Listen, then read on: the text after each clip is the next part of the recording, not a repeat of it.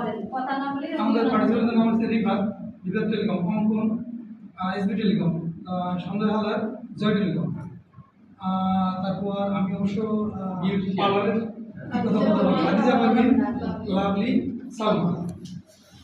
Mobile সার্ভিসের ঝুঁকি সমূহ, ইলেকট্রনিক্স শপ, ব্যাটারি বিস্ফোরণ বা আগুন লাগা, সোলারিং আয়রন দুর্ঘটনা, কাজ করার সময় চোখে ধুলা হওয়ার টুকরো রক্ষা, অসাবধানতা বা মনোযোগ অভাবে, হট এয়ার গান ব্যবহারের সময় অগ্নিকাণ্ডের ঝুঁকি,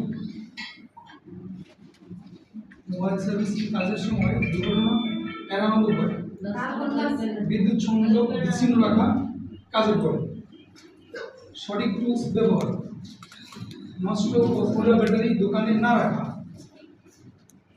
সোলারিং আয়রন ব্যবহারের সময় সতর্ক থাকা, নিয়মিত নতুন সার্ভিসিং টেকনিক ও নিরাপদ নির্দেশনা শেখা। কাজ শেখার 4টি ধাপ। স্বাভাবিক বুদ্ধি, আমি যখন কাজ করব তাকে শুধুই মনোযোগ সহকারে কাজ দেখতে বলব। ধীর গতি, আমি যখন কাজ করব এবং সেই কাজকে মুখে বোঝানো মুখে বর্ণনা করে বুঝিয়ে বলব। অংশগ্রহণমূলক, শিক্ষার্থীকে কাজে অংশগ্রহণ করাবো এবং ভুল হলে তার কাজে সহযোগিতা করব। চর্চা, তাকে সম্পূর্ণরূপে কাজ শেখানোর পরে কাজে অংশগ্রহণ করতে বলব।